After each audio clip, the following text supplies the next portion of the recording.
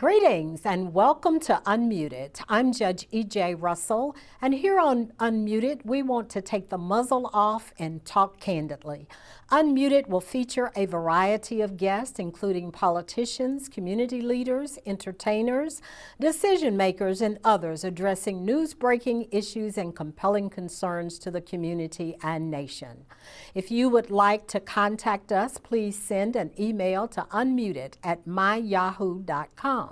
That's unmuted at myyahoo.com.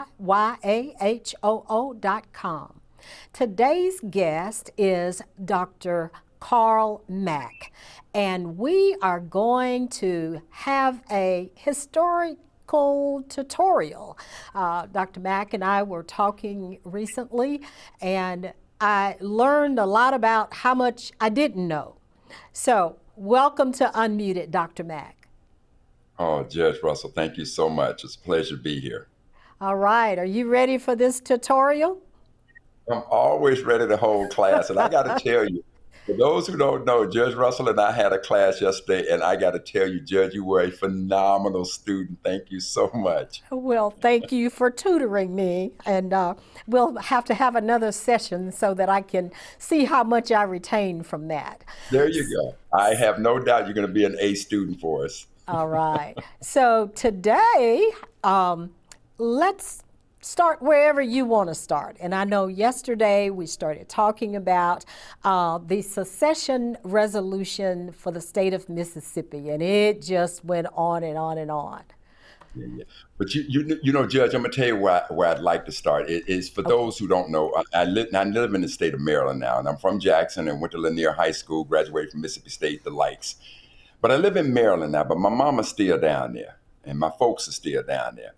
And they're giving me a call about this crazy, racist kind of dude who's running for lieutenant governor. What's his name? What's his name, Chris Judge? McDaniel. Chris McDaniel. So now I understand that this fool wants to bring back the Confederate flag. So why don't we start there? And so, Judge, just so that I'm clear, and I don't want to be ahead of myself and calling them racist or calling them a fool. So why don't you tell me? But I'm gonna tell you this, family.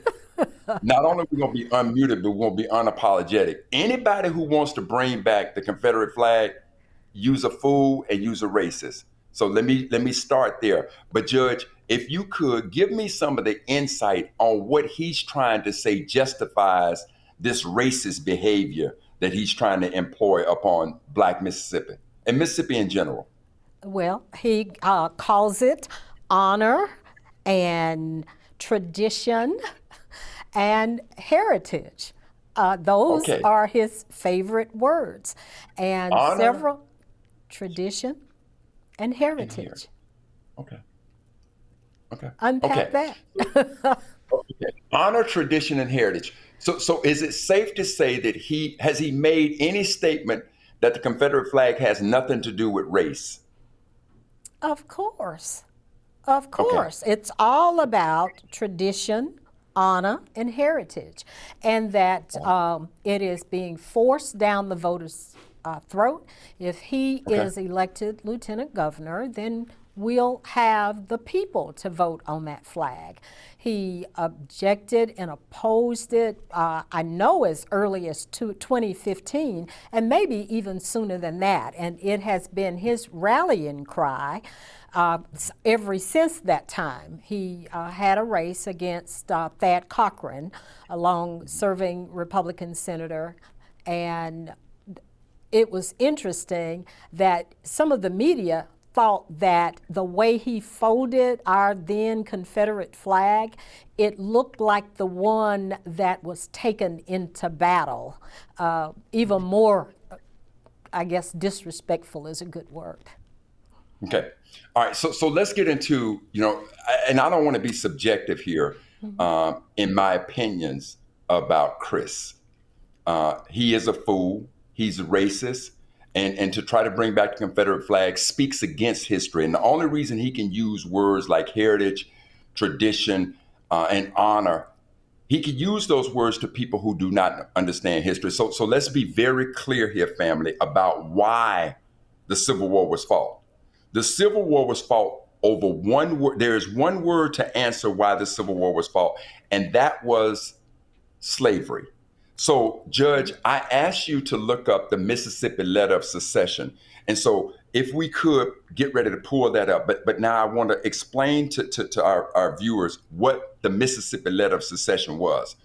I want you to go back to the Declaration of Independence. And when you go back to the Declaration of Independence, July 4th, 1776, this was a document that the 13 colonies wrote to explain why they were declaring their independence from England. So they wrote about all the bad things that King George was doing. And they said, we're going to write these facts to be submitted to a candid world. So that's what the Declaration of Independence was. In parallel to that, the Mississippi Letter of Secession is a letter written by the fathers of Mississippi to say, this is why we are going to leave the Union.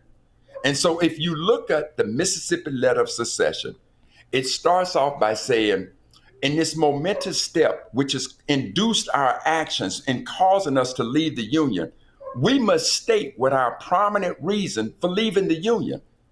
And Mississippi, in that letter of secession, clearly stated that their reason for leaving the Union was slavery, the protection of slavery. Now they go on in that letter and they state that God made the black man to bear exposure to that tropical sun, that hot Mississippi sun, and pick that cotton. So if we were to pull up the letter of secession, you'd be able to see exactly what the state of Mississippi said. So what we have clearly discerned here is that the Civil War was fought over slavery. Mississippi left the Union because of slavery. Now I need you to understand who the president and the vice president of the Confederacy was. Most of us should know who the president of the Confederacy was because he's Jefferson Davis of Mississippi. Most of us are not going to know who the vice president is. The vice president of the Confederacy was a man named Alexander Stephens of Georgia. Now, Alexander Stephens wrote a very infamous speech known as the Cornerstone Speech. So if you go look up the Cornerstone Speech, you're going to get a speech from the vice president of the Confederacy, in which he's telling you, this is why we left the Union. This is why we're fighting a war. He tells you that. So Chris, in your nonsense that you're trying to push down folks' throat who don't know history, understand this, player. I do understand a little bit of what your forefathers wrote, what your forefathers said, and what your forefathers meant. So you can bring your racist crazy butt and let's sit down here in this classroom and we could talk about it. Because I want you to explain to us, all of Mississippi, explain the Cornerstone Speech written by your great forefathers, Alexander Stephens, when he said, our new government, talking about the government of the Confederacy, he said, our new government is the first in the history of the world based upon the great physical, philosophical, and moral truth that the Negro is not equal to the white man, that slavery, subordination to the superior race is our natural and normal condition. And this, our new government, is what this is founded on. That's what your forefathers said. They clearly talked about the fact that they were talking about race. They were talking about white superiority. They were talking about black inferiority. That is what that banner stands for. No matter where you turn, when you study the Civil War, when your 11 states left the Union and they formed that Confederacy and they elected Jefferson Davis as their president, Alexander Stephens as their vice president, when they elected their Congress and wrote their Constitution, acting as a new nation, and they put those stars and bars up there to represent their new nation, the Confederate States of America, they will represent a way of life as well, Chris. And you know, and I know, that that way of life was based on white superiority and black inferiority. So you could take that Confederate flag and shove it right up your butt, but don't be bringing that nonsense up in here talking to us about no honor and heritage and all that malarkey. We understand what you are. You're racist. You're flat racist. Well, and Dr. Mack, while those comments are resonating with voters right now, because Chris Daniels is running for the second highest office in Mississippi, but a lot would argue that even though it's the second, lieutenant governor, it is the most powerful. And the reason it is most powerful is because that person, as lieutenant governor, controls the Mississippi Senate, where you have all of your advice and confirmation for appointees. It is the higher chamber, so often they will lead the way for the House of Representatives. But a person like Chris McDaniel, is not the only concern that our voters should have, because there's so many others who believe the same way he does, and did not want that flag change. And people say, well, it's only a flag, it doesn't mean anything, but it tells you in many instances, in most instances, who they are, the ones who support that. And as you've stated, it has nothing to do with tradition, honor, and heritage. Not a good one anyway, not a good one. It's a good one for them, but certainly not a good one for us. Because I know you're going to want to go on for a minute, and we're going to need to take a break here, but we're going to come right back, and you're going to let me read this letter of secession and go forward. Yes. We'll be right back. Yes. Unmuted.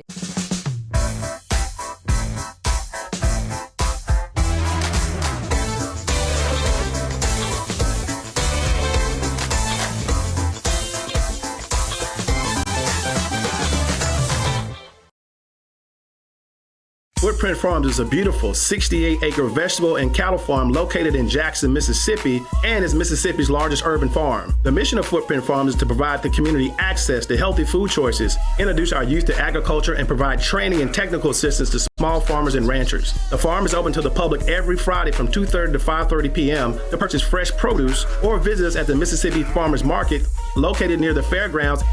We accept all forms of payment, including EBT and SNAP benefits. Looking for a beautiful venue for your next wedding, family reunion, or dinner? Footprint Farms offers a 3,000 square foot facility on 5 beautiful acres, perfect for your next event. For more information, visit our website at footprintfarms.com, Facebook and Instagram at Footprint Farms, or call us at 601-910-5534. Footprint Farms, farm fresh, city sweet.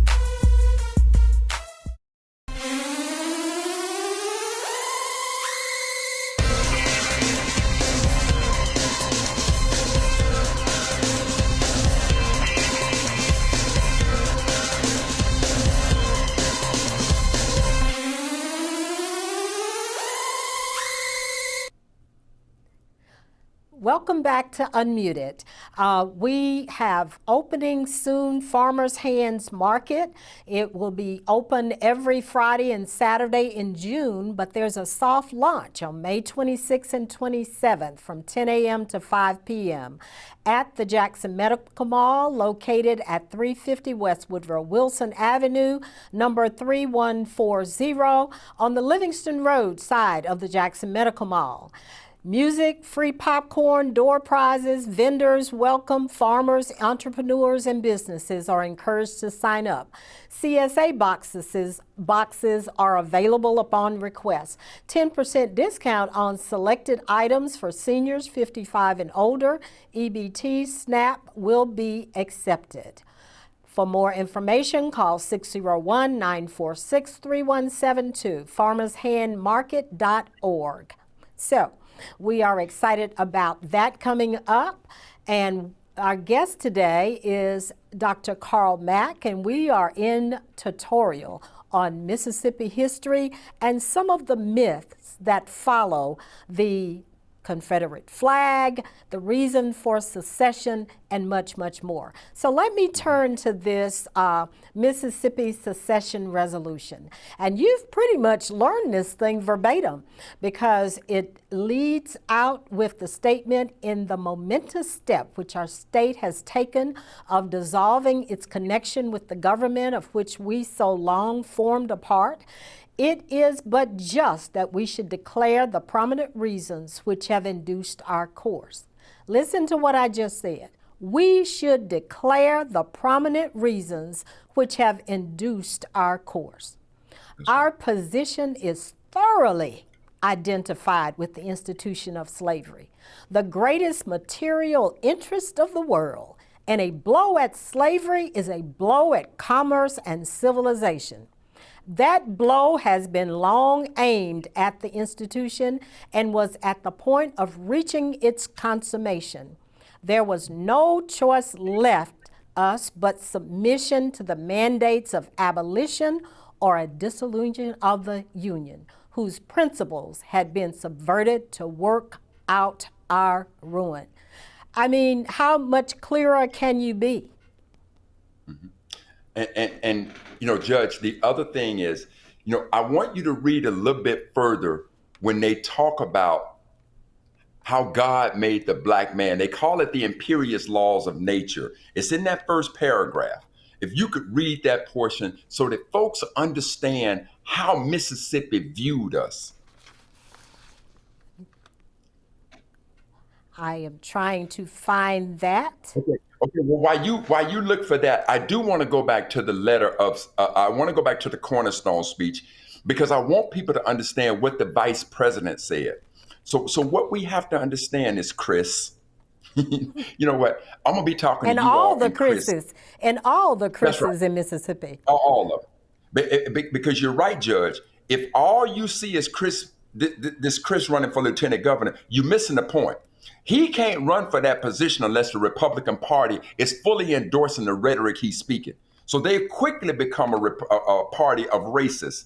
They are. They're quickly becoming that way if they're supporting this idiot. Now, but let's be clear about honor, heritage, and the likes. When you talk about the Civil War, go back to that cornerstone speech what the Vice President Alexander Stephens wrote in that cornerstone speech. Because, Chris, you can't spin it. You can't hide it. I see it. And I want my people to see it so that you understand that this has significance meaning. Only a fool ignores history, black folks, and we are no longer going to ignore this history. I'm not going to allow you to ignore it. I'm going to scream it till you're blue in the face with it, but you're going to understand it. Now, let us understand what he said in that cornerstone speech. He says this.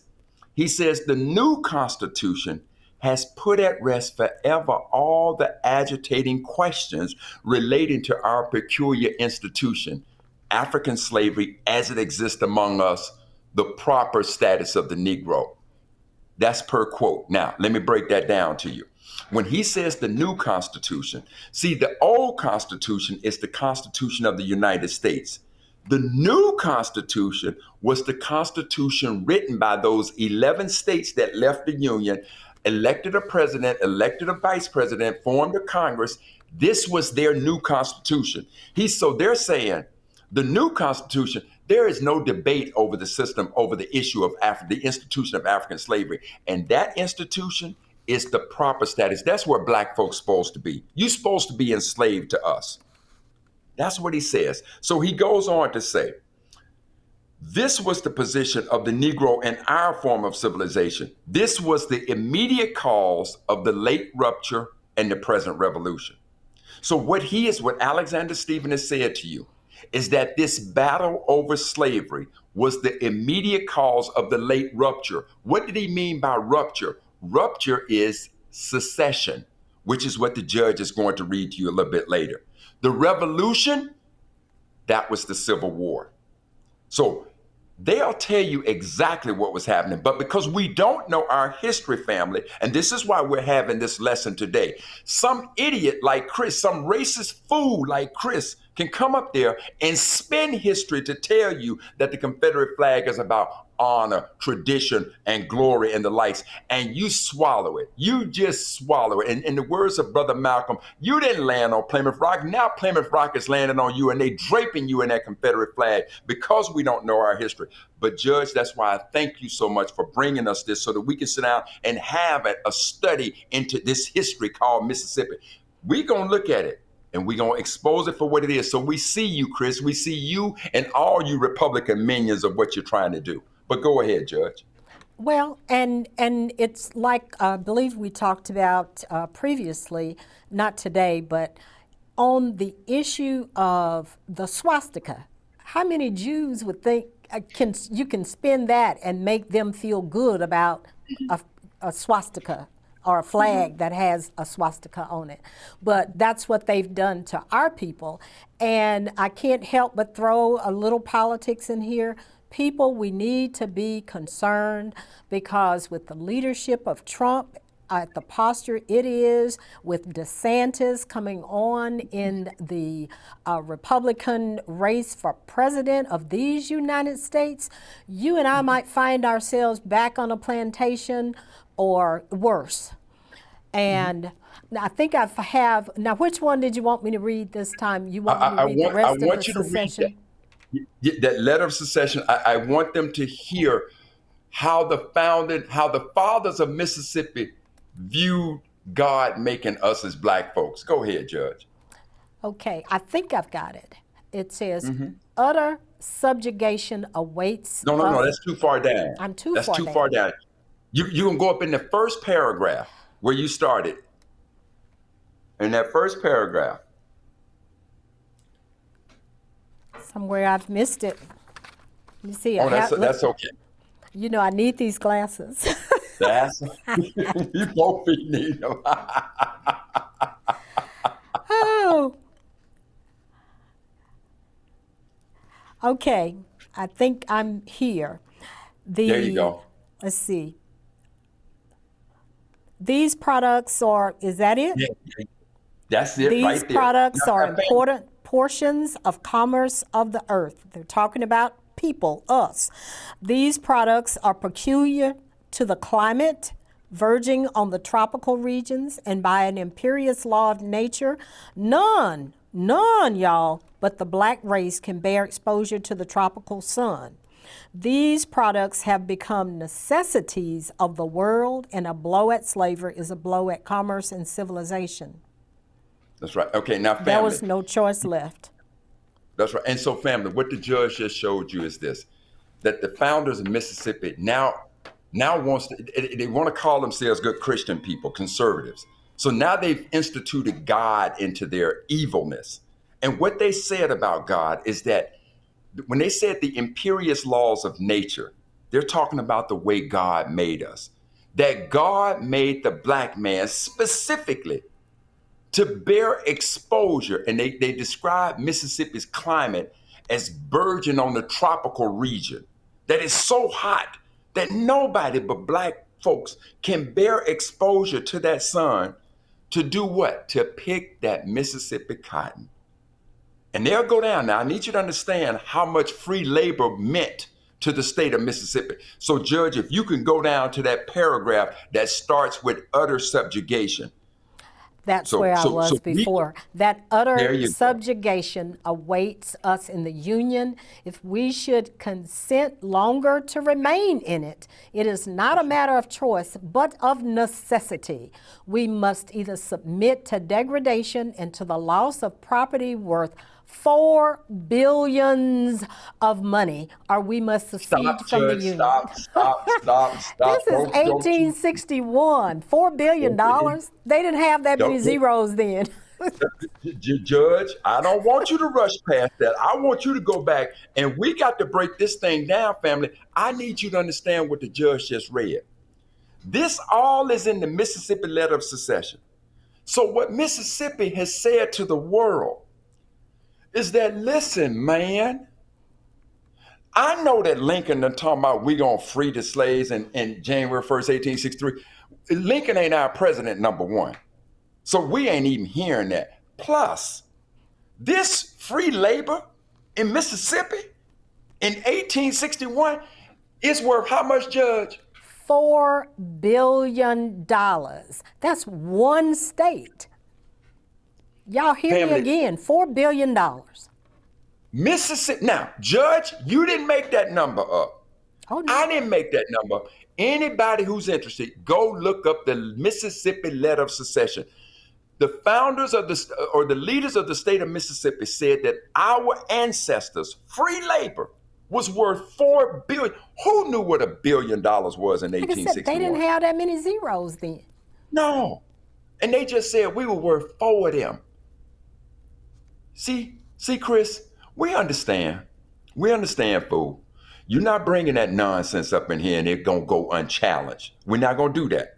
So black folks, now they want to criticize the woke movement. let me tell you something. Don't let them talk. They gonna talk what they gonna talk, but don't let them don't accept what they say about woke. See, in its quintessential definition, woke means to be aware of. Yes. But they want to make you feel like woke is bad. In its quintessential definition, in its purest form, the word woke means to be aware. I want us to be aware. Judge, that's why I'm so honored that you and Brother Jenkins are helping. And Brother Jenkins in the background, he's a bad man, Judge. I like Brother Jenkins. We're going to try to keep him around. No. We're not going to try. He ain't going nowhere, Judge. He ain't going to leave us. So listen, family. Listen at what we're doing. We are having an academia debate about, not debate, but lesson about our history. The very things that are impacting us today. This fool, Chris, and that racist Republican Party want to bring that Confederate flag back to Mississippi. We're going to have to hold on that statement because we're going to come back right after that. I hate to do it to you, but I got to do it. That's okay.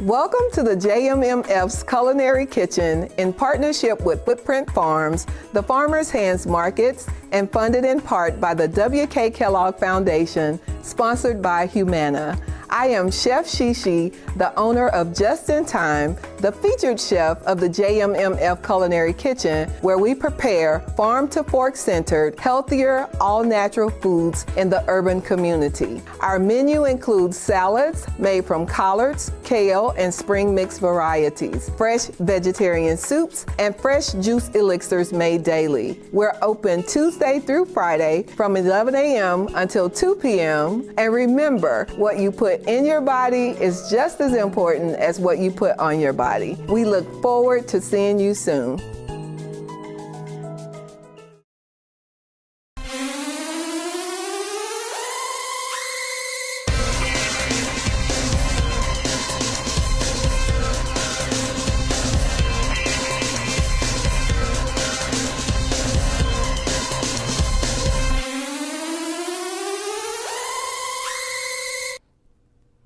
All right, we're back with Unmuted and opening soon. Farmers' Hand Market will have a soft launch on May 26th and 27th from 10 a.m. to 5 p.m.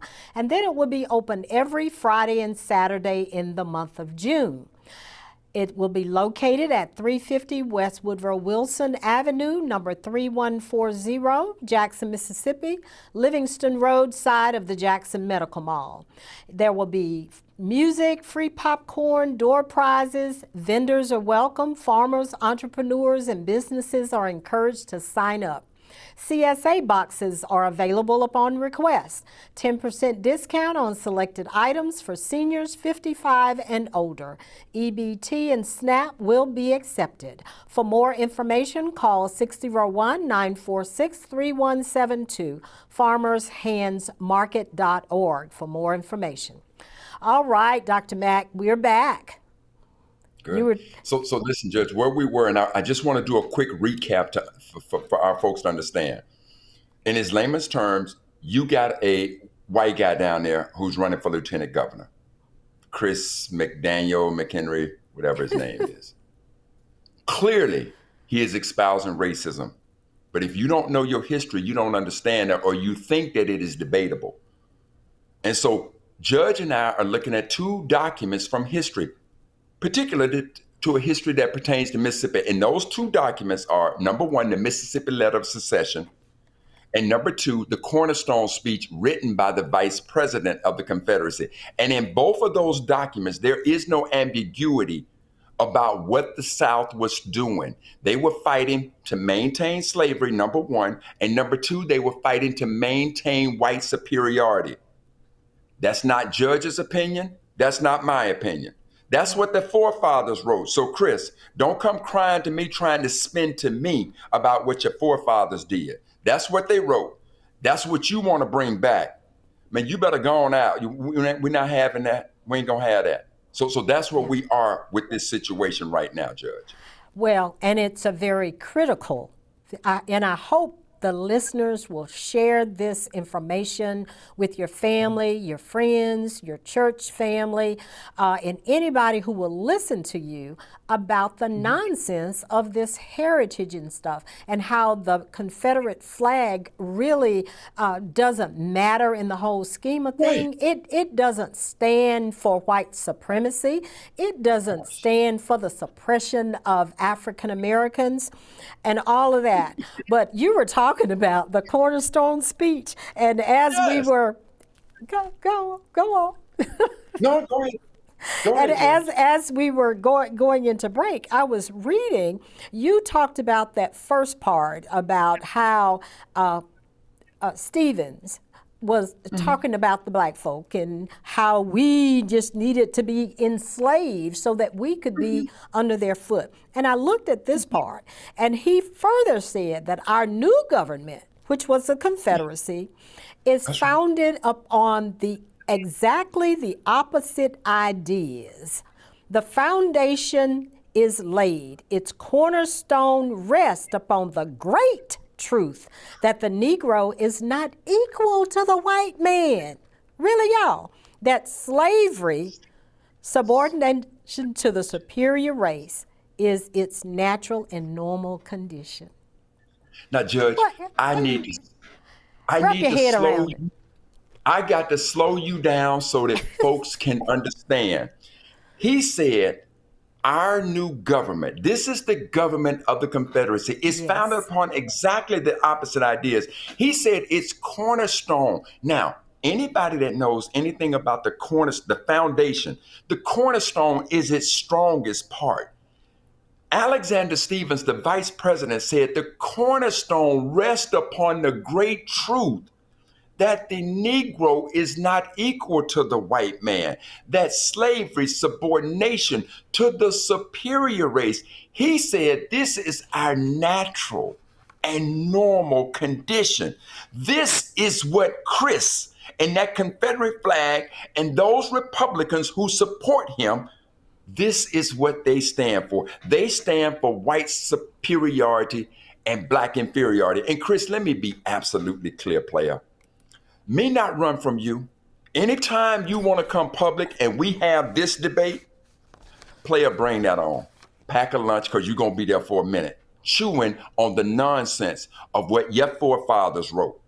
And I'd be damned if I'm going to stand here and let our children today and let you go unchallenged with that nonsense. We ain't having that, player. Not here, not today. We ain't having that. See, this Mississippi, this is their worst nightmare. To be able to go to those schools and become a critical thinker and look into the history. This is why Reeves and Tates and all of them, look at what they say. Anytime you read anything that offends white folks, we gonna pull it out of the schools.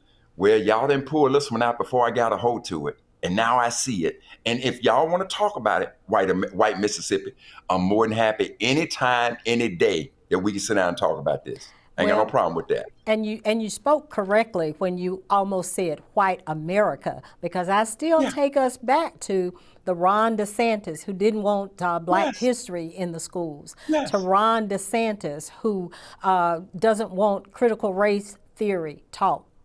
However, they've defined that, but you can't teach it anymore. So it's all over. And with Trump at the head, it is fermenting and fermenting. And we must take control of our lives, people. We must take control of our lives. We must go to the polls in droves and make sure that we vote for folk who will have our interest at heart. And these people clearly don't have our interest at heart except to be enslaved and that's right. subordinate to them. I mean, you're getting me upset, Doc. That's okay. But Judge, here's what you better understand, family. The game ain't checkers. The game is chess. They're no longer fighting with the rope, lynching you, calling you that. Now they're fighting with the pen. They're changing the laws. They're fighting with the pen because they have everlasting. Now, if you don't want to believe that, okay, let's take a look at Trump. He was a one-term president, but his impact is still lasting. Why? Because of all the judges he placed on the bench. When they use that pen, That pen is everlasting. That's the new battlefield to fight with the law. So black folks, when you swallowing their nonsense that your vote don't matter, you ain't got to worry about no other black person disrespecting you. They done punked you to no end where they can convince you that their vote don't matter. If your vote don't matter, why you thinking they fighting so hard to keep it away from you? Oh, Now, they're doing everything. You can't even get a bottle of water in the voting line. oh, believe that, believe that. And so one of the things I want to talk about our history. See, I watched an event take place a couple of years ago that was an absolute embarrassment to us as a people because we don't know our history. And that is when they made Juneteenth a national holiday. See, that ties into this whole Confederate flag thing because we didn't know our history. Now, Judge, what have been your reason, not yours, but what is it that you have heard that justifies making Juneteenth a national holiday? Oh, of course, the old adage that it took that long for word to get to the southern Two and a half states. years. 2.5 years to get the word to everybody that the war was over and that slaves were free. So that's the biggest reason. And the other Tell one us is why that that's these wrong. and the other one is that these were the last blacks enslaved, right? So Yes, these are yes. some of the things that we've heard about Juneteenth. So now let me help you to understand something from a Mississippi standpoint first. There are 3 days in Mississippi that I want to make you aware of because I want you to understand when you look at the Emancipation Proclamation, it tells you this is what's going to happen. Now, when Lincoln issued the Emancipation Proclamation on January 1st, 1863, he was talking to 11 states that had left the Union. There were 11 slave-holding states, and Mississippi was one of them. Now, keep in mind, they left the Union starting with South Carolina in 1860. And by this time, the Civil War that started, 11 have left the Union. Now, when they've left the Union, we've already established that they got their president in place, they got their vice president, they got their Congress, they got their Constitution in place. So these 11 states are acting as their own nation. Now, Judge, if I'm not mistaken, you are a member of a sorority. Which sorority is that? Alpha Kappa Alpha Sorority Incorporated. Okay, so you are an AKA. Now, let's imagine that, and I think in history, let's say you left that sorority, you left AKA. If you leave them right now, I do believe that you have to write them a letter renouncing your membership. Is that correct? Well, I don't have to, but I just stopped paying my dues. I stopped participating. But there are some other prohibitions too. Okay. You know, okay. I can't join another sorority that's a member of the Divine Nine. Okay, Certainly okay. can't do that. Right. So let's assume that you decided to leave AKAs and you wrote them a letter saying, listen, sisters, for whatever reason, I'm no longer a part. But then they come back to you 2 years later and say, no, you need to continue paying your dues. No, what's wrong with you? I just told you I left. So the point is, when those 11 states left the Union, they got their own president. So now Lincoln comes in and says, I'm issuing the Emancipation Proclamation. Them 11 states, they didn't care. I don't care what you said, Lincoln. So now this nonsense that our ancestors got it 2.5 years late. Okay, family, let's assume that they got the word on January 1st, 1863. What were our ancestors going to do? Go up there and tell the white slave owners, oh, well, the president in the other country said we free, so we finna walk off this plantation. We're free now. That's right. So it didn't matter what you needed. What Lincoln needed to enforce the Emancipation Proclamation was military force. And I'm going to show you 3 times where that military force resulted in freedoms in the state of Mississippi in 3 different years. I want you to go back to July 4th, 1863. Right down the road, Judge, Vicksburg, Mississippi. There was the Battle of Vicksburg. Ulysses S. Grant defeated Pembroke at the Battle of Vicksburg. And when he did, black folks flocked to Vicksburg because Vicksburg now just became a haven of freedom. I want you to go right up the road 3 hours from here to Tupelo, Mississippi. The Battle of Harrisburg, also known as the Battle of Tupelo. The reason the Battle of Tupelo was important is because Tupelo was key to the supply lines for the Union forces in the South. And in that battle, there was a man named Stephen D. Lee on the Confederate side, and Stephen D. Lee was the first president of Mississippi State University, the school I went to. And Stephen D. Lee was a known racist. Let's be clear. Hardcore. Stephen D. Lee was part of the Confederate Veterans Historical Committee, which is the committee that made sure that the textbooks that we read didn't say anything positive about Black folks. That's who Stephen E. Lee is, the president, the first president of Mississippi State University. Now, the other Confederate general who fought at the Battle of Tupelo was a guy named Nathan B. Forrest. And Nathan B. Forrest was the first Grand Wizard of the little terrorist group, American-grown terrorist group known as the Ku Klux Klan. Now, the Battle of Tupelo, as I said, was so important because Tupelo, that was the key to maintaining that railroad that kept the supply lines for the Union forces in the South. And would you be surprised to know that there were some colored troops on the Union side because of the Emancipation Proclamation that fought against those two races and helped defeat them at the Battle of Tupelo. And as a result, Blacks in Tupelo got their freedom on July 15, 1864. Now, go right across from Tupelo to Columbus, Mississippi, a year later, after the Civil War is over. On May 8, 1865, Union forces came across the state line, found Blacks still enslaved, and now freed them. What was so special about Juneteenth? The 2.5 years that makes no sense. Oh, it's good drama, especially for people who don't know their history. That sounds good, and but that means nothing. Factually, it doesn't make any sense. No, factually, it makes absolutely no sense. Now, they were the last Blacks enslaved.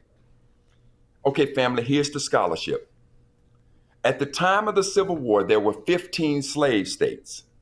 Now, during the Civil War, there became a 16th state, and that 16th state was West Virginia. West Virginia became a slave state because when Virginia seceded from the Union, 48 counties in the western part of the state said to Virginia, listen, we are definitely pro-slavery, but secession from the Union, we are not for that.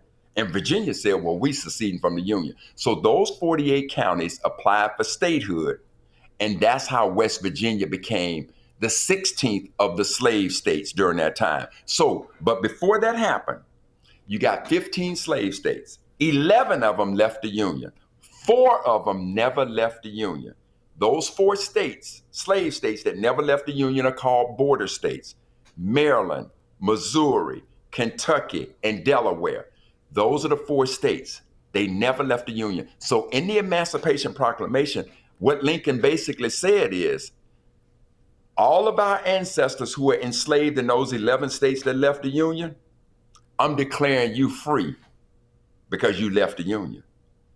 But now for you folks who were enslaved in those 4 states that didn't leave the Union, keep that slavery going. Party's still going. So the Emancipation Proclamation did not free those who were enslaved in the 4 states that never left the Union, and then it became the 5th state with West Virginia. So what happened is this. The Civil War ends in April of 1965. In May of 1865, April 1865, the Civil War ends. In May 1865, Blacks are freed in Columbus. On May 20th, Blacks in Florida are freed in Tallahassee. On June 19th, Blacks are freed in Galveston. That's Juneteenth. So on June 20th, the day after Juneteenth, there were still 225,000 Black folks still enslaved in Delaware and Kentucky. because those were two states that never left the Union. They never, as a state assembly, abolished slavery. Maryland and Missouri and West Virginia all abolished slavery through their state legislatures. Delaware and Kentucky never did. So if you were to ask this question, go do the research, when did slavery end in America? This is what you're going to find, is that slavery ended in America on December 6th, 1865. And this is how it ended on December 6th. There was a proposal set forth to end slavery. That proposal we now know as the 13th Amendment. But in order for a proposal to become a law, you need two things to happen. Go back to your civics class. Mr. Turner at Rowan Junior High School did a great job of teaching me civics. He said, Carl, I want you to remember that in order for a proposal to become an amendment, these two things must happen. First, 2/3 of the Congress must approve the proposal. So on January 31st, 1865, 2/3 of the Congress approved the proposal to end slavery. At the time, there were 36 states in the Union. The other requirement for a proposal to become an amendment is that you need 3/4 of the states to ratify it. If you got 36 states, 3/4, that means you need 27 states to ratify that proposal. Georgia became the 27th state to ratify the proposal to abolish slavery in America. And Georgia ratified that proposal on December 6, 1865. That's when the last blacks were enslaved, not on June 19, 1865. So now what I'm asking you to go back and remember, family. Well, Carl, why are you making a big deal of this? People want to poke at that. You can poke all you want to, family, but let me say this to you. I bet you I couldn't just give you any arbitrary date for your birthday. No, you want your birthday on the right date. It isn't, I tell you what, go and try to celebrate America independence on July 3rd and watch America slap you side your monkey head. Go and try with if you got a husband or wife, let the husband or the wife declare their anniversary the day after the anniversary. People got problems with that. Our history deserves to be factually correct. So it is a big deal. Now, if America said what Kamala Harris, what Biden, what the Senate, Republicans and Democrats, what they said is, we're going to commemorate a day to mark the end of America's original sin. Now, America's original sin is African slavery. So the question becomes, when did slavery end? History is very clear, family, that slavery ended on December 6, 1865, with the ratification of the 13th Amendment. So why would you make it June 19th? I'll tell you exactly why they made it June 19th. Because we don't know our history. They were able to sell that to everybody, even the black vice presidential sister of these United States. All of those black folks in Congress, all of them in the House of Representatives, all of them in the Senate, all of them in the state legislatures all around this country. All of this black, brilliant brain power, yet nobody said, hey, wait a minute, let's put some thought in it. Slavery didn't end on June 19th, it ended on December. Nobody said that. That's how little we know about our history. Well, you might think I'm overreaching, but the fact of the matter is, they made June 19th a national holiday to commemorate the end of slavery in America at a time when there were still 225,000 black folks still enslaved in Delaware and Kentucky. And you can say what you want to, how you want to, black folks, but the fact of the matter is they did it because we don't know our history. Now, I'm not worried about what we missed out on the past. That's why we're teaching now. That's why I love what Judge Russell is doing now.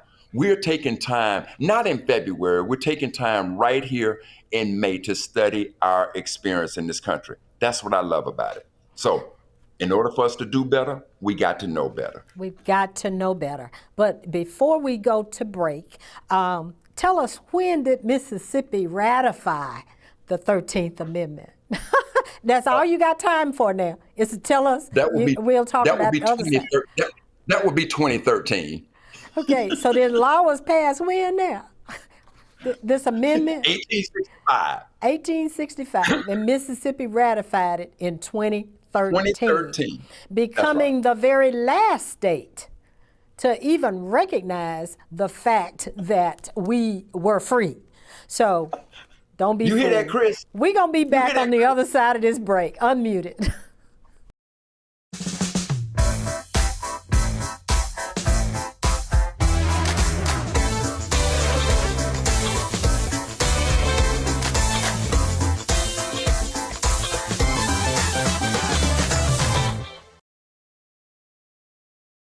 Footprint Farms is a beautiful 68-acre vegetable and cattle farm located in Jackson, Mississippi, and is Mississippi's largest urban farm. The mission of Footprint Farms is to provide the community access to healthy food choices, introduce our youth to agriculture, and provide training and technical assistance to small farmers and ranchers. The farm is open to the public every Friday from 2:30 to 5:30 p.m. to purchase fresh produce or visit us at the Mississippi Farmers Market located near the fairgrounds. We accept all forms of payment, including EBT and SNAP benefits. Looking for a beautiful venue for your next wedding, family reunion, or dinner? Footprint Farms offers a 3,000 square foot facility on 5 beautiful acres, perfect for your next event. For more information, visit our website at footprintfarms.com, Facebook and Instagram at Footprint Farms, or call us at 601-910-5534. Footprint Farms, farm fresh, city sweet. Welcome to the JMMF's Culinary Kitchen in partnership with Footprint Farms, the Farmers' Hands Markets, and funded in part by the W.K. Kellogg Foundation, sponsored by Humana. I am Chef Shishi, the owner of Just in Time, the featured chef of the JMMF Culinary Kitchen, where we prepare farm-to-fork centered, healthier, all-natural foods in the urban community. Our menu includes salads made from collards, kale, and spring mix varieties, fresh vegetarian soups, and fresh juice elixirs made daily. We're open Tuesday through Friday from 11 a.m. until 2 p.m. And remember, what you put in your body is just as important as what you put on your body. We look forward to seeing you soon.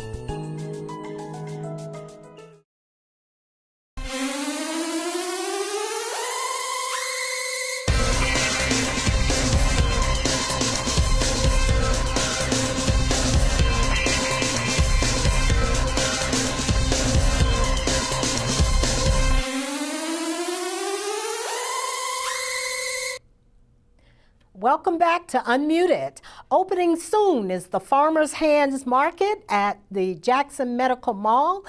It will have a soft launch on May 26th and 27th, but will be open every Friday and Saturday in June. It will be open 10 to 5 for that soft launch on May 26th and 27th at the Jackson Medical Mall on the Livingston Road side at 350 West Woodrow Wilson Avenue, number 3140 in Jackson. There will be music, free popcorn, door prizes, vendors are welcome, farmers, entrepreneurs, and businesses are encouraged to sign up. CSA boxes are available upon request, 10% discount on selected items for seniors 55 and older. EBT SNAP will be accepted. So for more information, call 601-946-3172 or go to farmershandsmarket.org. That's farmershandsmarkets.org.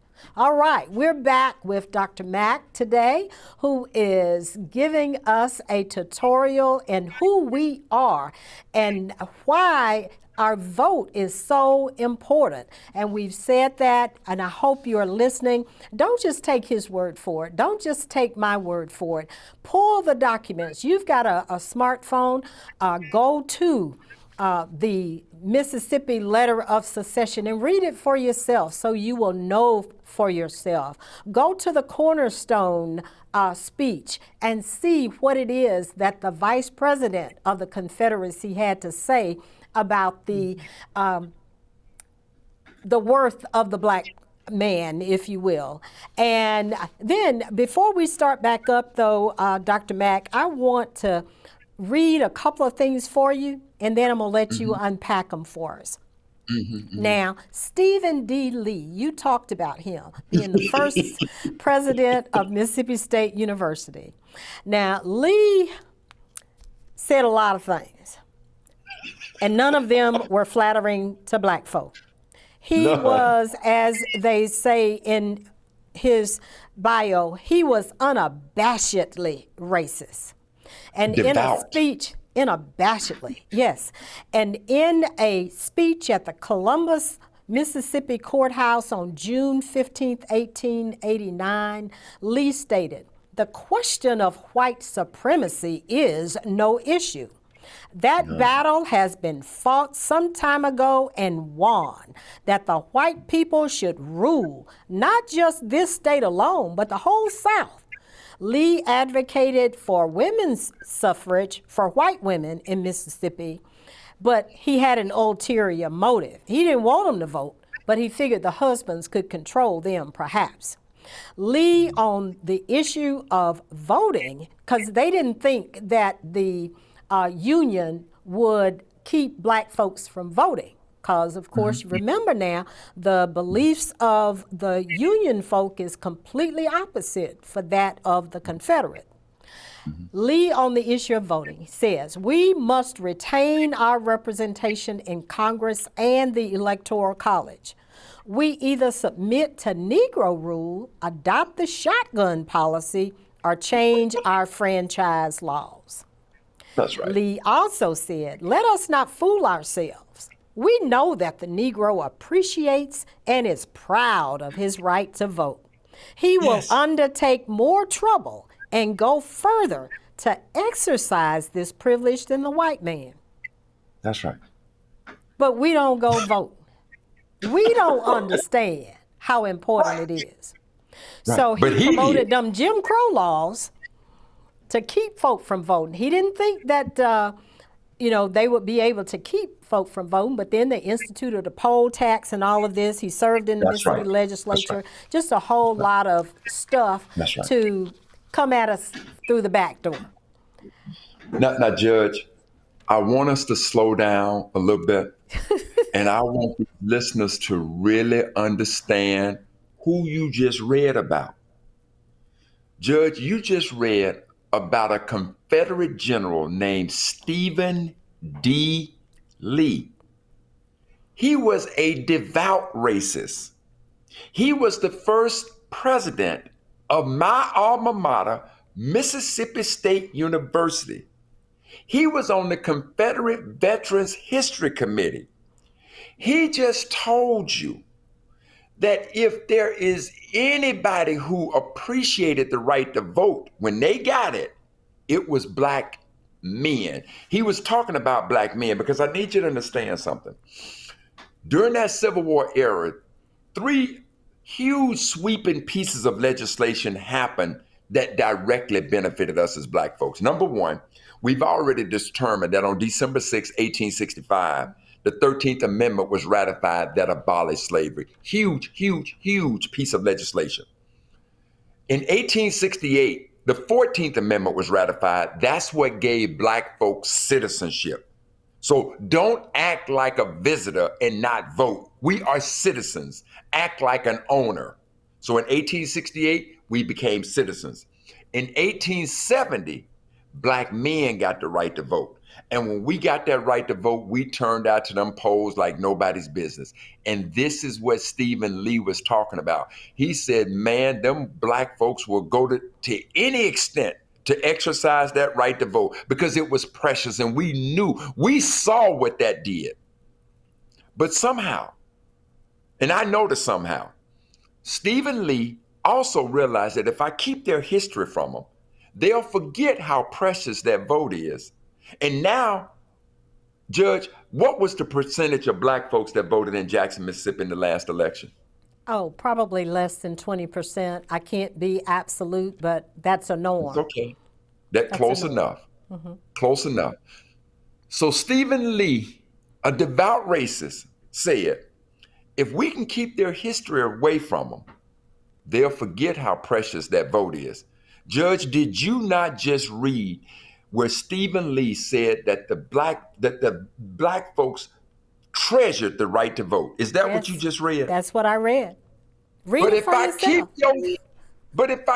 your history away from you, you'll forget how precious it is. And look at us people. They kept that history away, and now Stephen Lee looks like Nostradamus. Right. He looks like Nostradamus. So those are the things that we have to keep in mind.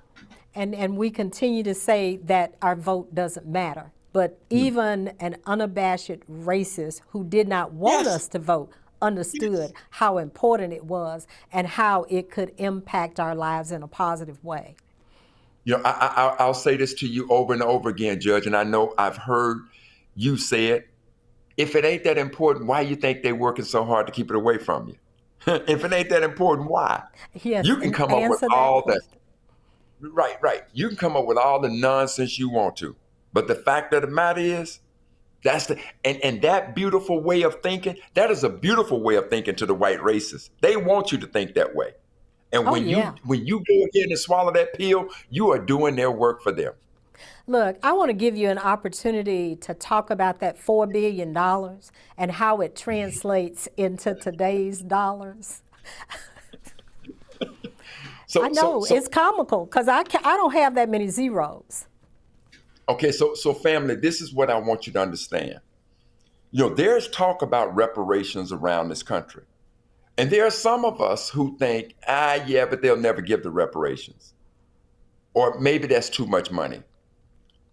Most people don't understand quite how to calculate it. So the thing that's beautiful about the Mississippi Letter of Secession is I didn't come up with $4 billion. The state of Mississippi came up with $4 billion. Mississippi said that the value of our ancestors' free labor was $4 billion. Now, you got to understand how much money they made from free labor. And at that time in America, there was almost 4 million black folks enslaved, 4 million of our ancestors enslaved. I'm going to tell you right now, family, you give me 4 million able-bodied working people, For free. I'm going to make more money than you can't even dream of how much money I can make with 4 million people of free labor. So Mississippi placed a value on it. Now, when I was at Mississippi State, I took a class called Engineering Economy. In this class, if you wanted to calculate how much somebody owes you tomorrow, or let's say 10 years from now, the formula is simple. F, future, is equal to P, present, today, times 1 plus I. I, that's the interest rate. N, that's the number of years you owe me this money. And I need you to understand, N is an exponent. So all you do is take 1861 minus 2023. What you gonna come up with? 146, something like that? 146 years? So take 4 billion times 1 plus I. Now the interest rate, I don't want you to make up an interest rate. I want you to apply the inflation rate for today. I'm guessing the inflation rate today, and it changes daily, but I'm gonna guess 1.064335, something like that. So put that in and then raise it to the 146 power. It comes up to something like $99 trillion. That's just for the state of Mississippi. But remember, family, there were 16 slave states, and since Mississippi is last at everything, that's the least we can look to get. So multiply that number. Now, in this country, there's 40 million black folks, 99 trillion. So each of us, it's about two point something trillion dollars. Now, you may be thinking to yourself, Carl, that's absurd. I'm gonna tell you right now, I'm as serious can get.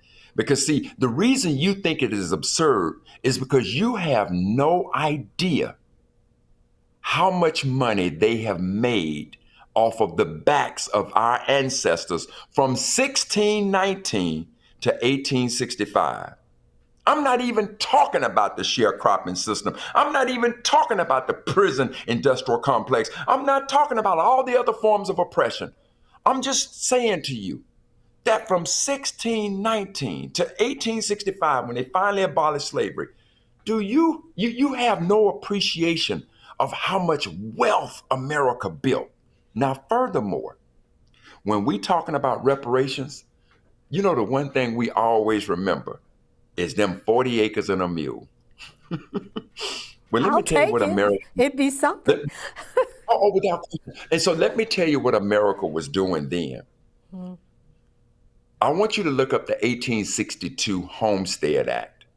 So when America was saying to us, they're going to give us 40 acres, they were giving white peasant immigrants who ain't never worked a day in slavery ever. They was giving each one of those families 160 acres. Yet they were offering us 40 acres. However, I need you to understand this today. We didn't get them 40 acres. But this is what I want you to reconcile, family. There was no other group of people in the history of America who knew how to work that land better than us. Oh, we were enslaved. No, we couldn't read, we couldn't write.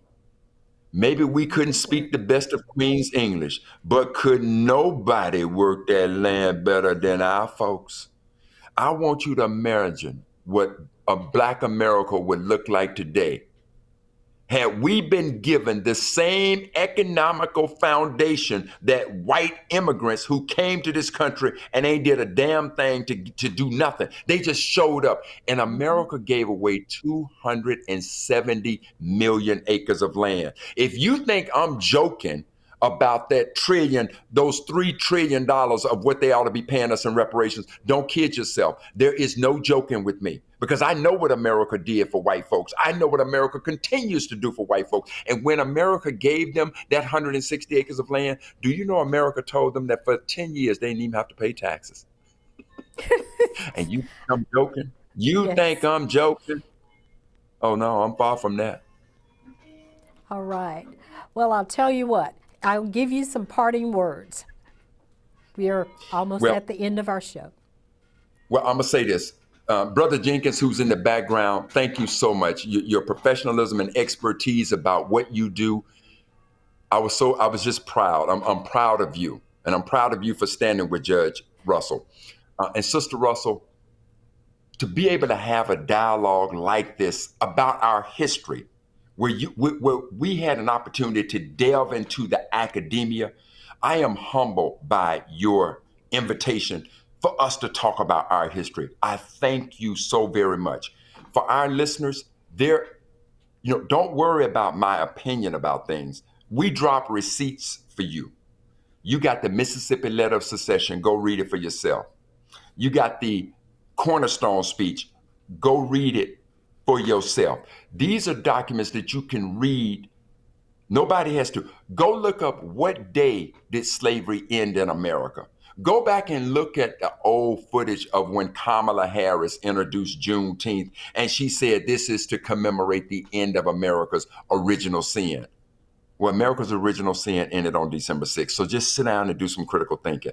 And the other thing that I would say to you is that anybody out there who wants me to come and do a history lesson where we bring the receipts and get inside the history, I'm more than amenable to coming. I don't want no speaking fee.